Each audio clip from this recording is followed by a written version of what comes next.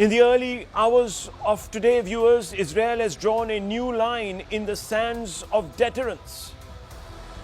Israel has launched Operation Rising Lion to defang Iran, which it accuses of not just exporting terror but also amassing nuclear fuel to produce weapons for the express purpose of carrying out a genocidal nuclear attack against Jews in Israel. Listen to Netanyahu. Moments ago, Israel launched Operation Rising Lion, a targeted military operation to roll back the Iranian threat to Israel's very survival. This operation will continue for as many days as it takes to remove this threat. For decades, the tyrants of Tehran have brazenly, openly called for Israel's destruction.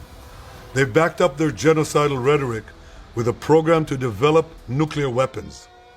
In recent years, Iran has produced enough highly enriched uranium for 9 atom bombs. 9. In recent months, Iran has taken steps that it has never taken before, steps to weaponize this enriched uranium. And if not stopped, Iran could produce a nuclear weapon in a very short time. It could be a year, it could be within a few months, less than a year. This is a clear and present danger to Israel's very survival. More than 200 Israeli jets were involved in air raids on at least 100 targets subsequently in Iran in 5 waves of strikes, including at the key Natanz nuclear site, as well as at ballistic missile sites to degrade Iran's ability to hit back. About a dozen different sites appear to have been attacked, and on the map, viewers, you can see some of them, including in Tehran, Tabriz, Isfahan, Kermanshah. These are some of the sites, viewers. So you have the Tehran research reactor, Tabriz, Kermanshah. You have the Arak heavy water reactor and Isfahan nuclear technology center in Natanz enrichment facility there. Israel also has reportedly killed at least 6 senior Iranian nuclear scientists and a number of senior Iranian officials, including its most senior military officer and the head of the Revolutionary Guards. There are a number of these people who have been eliminated, wiped out. Mohammad Bagheri, as I told you, Iran's Armed Forces Chief of Staff, Major General Hossein Islami, Islamic Revolutionary Guard Corps Commander, Major General Rashid, Islamic Revolutionary Guard Corps Official, Muhammad Mahdi, Tehranchi, nuclear scientist, Faridun Abbasi, another nuclear scientist. So pretty much anyone who is consequential to this nuclear program and to, of course, the military capacities of Iran have been eliminated. US President Trump struck a triumphant note and warned Iran that there was more to follow if the country didn't come to the table and give up its nuclear weapons program. Iran has announced that it will no longer participate in a dialogue on this issue with the United States. It's pulled out, in fact, but this is what Trump said. Listen in. There's a chance of massive conflict. We have a lot of American people in this area, and I said, we got to tell them to get out because something could happen soon. And I don't want to be the one that didn't give any warning and missiles are flying into their buildings. It's possible. So I had to do it. I had the choice. Do I do it or not? Doing it has its downside, but it also has its upside. Like, you're going to save a lot of lives if it should happen. Hopefully that doesn't happen. Well, I'd love to avoid the conflict. Iran's going to have to negotiate a little bit tougher, meaning they're going to have to give us some things that they're not willing to give us right now. I'm the last person. I've kept us out of wars. Well, viewers, Iran has pulled out. It's not going to negotiate. It's pulled out of negotiations. Iran has also vowed catastrophic revenge upon Iran and also threatened other regional players who it is said has abetted in Israel's designs, which has led to both Israel and the United States not only pulling out its diplomats in various embassies, which it thinks is vulnerable to Iranian strikes or counter strikes around the globe, but also, viewers, it has asked for enhanced security in countries where it thinks that some of its assets, diplomatic assets, are under threat. Now, what does all this mean, viewers? Let's put this into perspective, and we have with us some very insightful guests this evening. Let's go straight across to some of them and get a sense of what to make of these developments. I want to first begin with Uzi Arad, former National Security Advisor to Prime Minister Netanyahu from 97 to 99, and the head of the INSC. We also have former Director for Intelligence, Mossad, and Glenn Carl, former CIA officer. So Mr. Uzi Arad has held a large number of portfolios, and he will be able to give us a bit of a sense of what Israel has contemplated, it is wanting to achieve, and why it did what it did. So can you explain, Mr. Arad? Well, you have said it yourself when you listed the steps taken. Iran is in a singular position in which it is a country which explicitly and most authoritatively, through its leaders, declares its ambition to destroy Israel. It's not common that nations threaten others with complete extinction. Iran has been doing that, declaring that, but in addition to that, has been also activating that and has taken action towards that goal. It had already been, for example, privy to the recent attacks on Israel by the Hamas and some of those Islamic extremist organizations which attacked Israel viciously, and Iran was behind those attacks. When that happened, let me remind you, Iran at one point even attacked directly Israel by firing hundreds of ballistic missiles at Israel directly. It is involved in that. But what brought this thing to a halt, to a head, is the fact that Iran has been advancing its nuclear weapons program to the point that it was nearing, in fact, acquiring such weapons. Now, Israel declared throughout that this would constitute an existential threat to its own security, that it could not tolerate the possibility of a country that wants to destroy it to have the means to destroy it, and following warnings again and again, it had to act preemptively. But Mr. So Arad, this is there was strike. Let me just play devil's advocate. I support Israel's right to self-defense. Let's be very clear. But just to get the other side in, metaphorically speaking, I want to ask you, because there was diplomatic engagement going on between the United States and the Iranians. Should we not have let that play out? Perhaps Iran would have seen sense in what the terms that were being offered and might have pulled back instead of resorting to violence, which could lead to more violence and an escalation which will completely destabilize an already destabilized region. Well, you know, in effect, there were two such dialogues with Iran conducted by international bodies. In the first place, you have the international agency, the IEA, and only recently you have the head of that body placing a very serious accusation at Iran at having proceeded in a clandestine way to enrich more and more, and doing so without complying with certain things that it committed itself to do. This was a serious warning coming from the IEA, and it took place only a few days ago. At the same time, there was this engagement with Americans and Iranians directly. Now, the question was whether the Iranians were really intent on coming to a compromise that would seriously constrain it from producing weapons. As it said, it will not produce. But it came to be realized, including by the US, that the Iranians were acting, in fact, were lying and deceiving. And there were steps that they were possibly considering breaking out.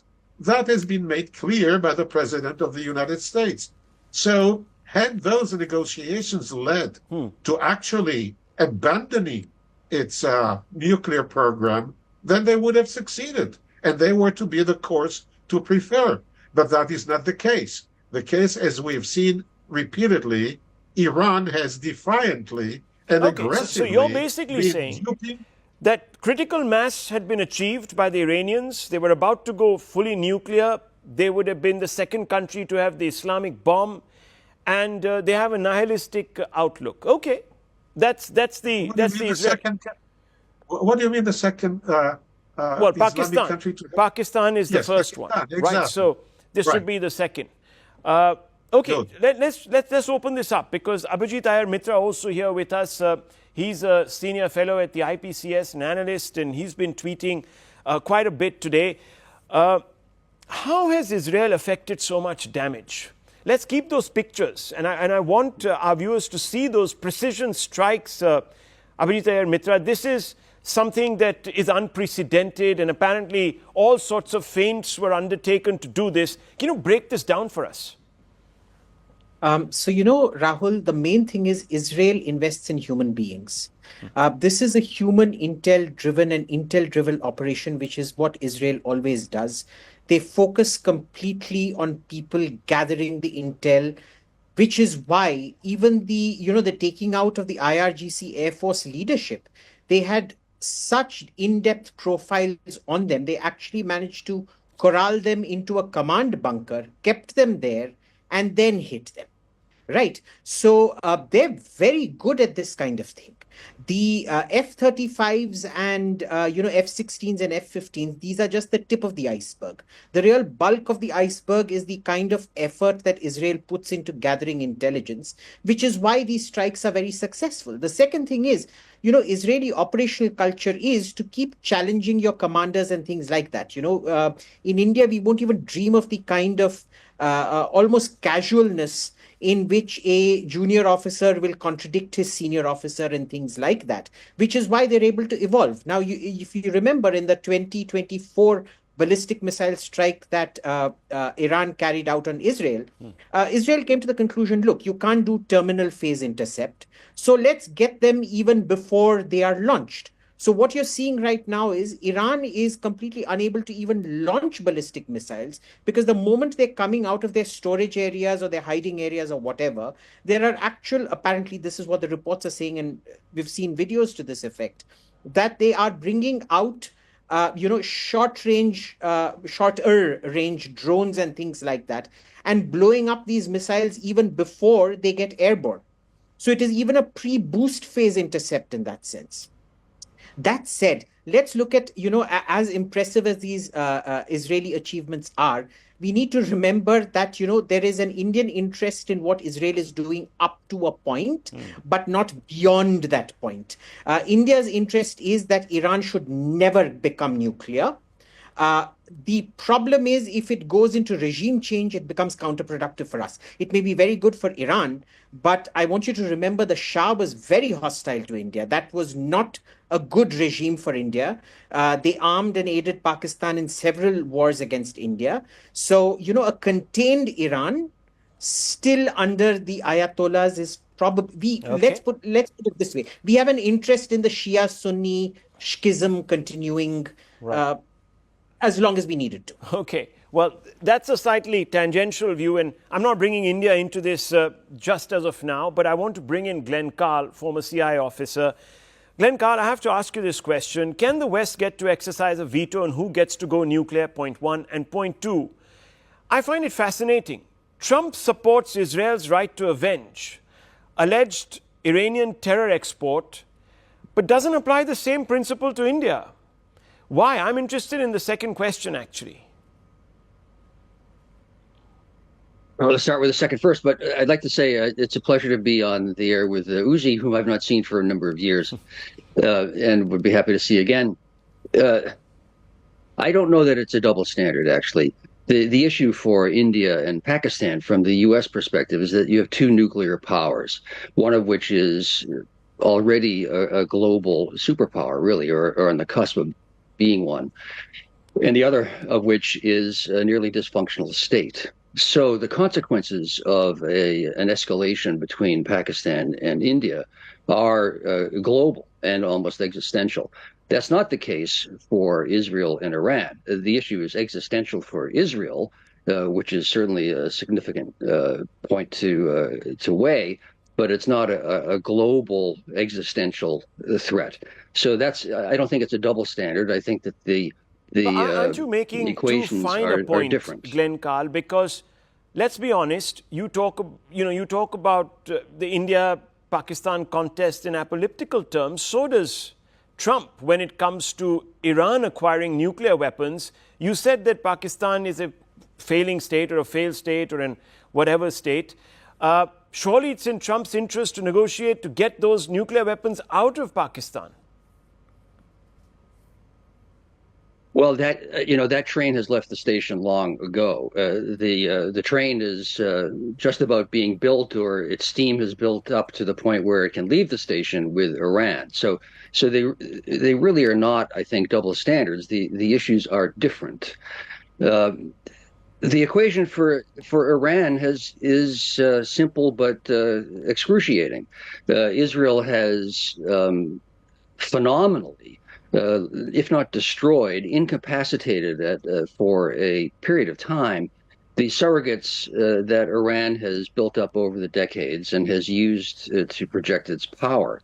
So that all that has left for Iran is a largely ineffective conventional military to use against Israel, or the option of going nuclear, the theory being that is the inoculation against regime change. That might not be the case, actually. And Iran has a simpler option, which would be not to develop nuclear weapons. But that seems to be tied in, from the Iranian perspective, with regime survival. Okay. So they put themselves into a terrible box. Terrible box. Mr. Chileni, let me come to you, because it appears, and look, there are similarities, and we're going to keep those punishing pictures of those strikes on air because they are more interesting than seeing the Ayatollah. That much I can tell you. But Mr. Chileni, I have to ask you this question because it's an important one. We've seen certain strikes undertaken by India just about a month back, a little over a month ago. Israel seems to have, I won't say borrowed, but been inspired from India's deterrence manual, if you like. Obviously, they've gone further because they're not up against a nuclear state, but there are striking parallels here, aren't there? Striking parallels, but also contrasting approaches. India gave Pakistan 15 days notice that was going to strike targets within Pakistan. Israel's attacks on Iran caught Iran by surprise.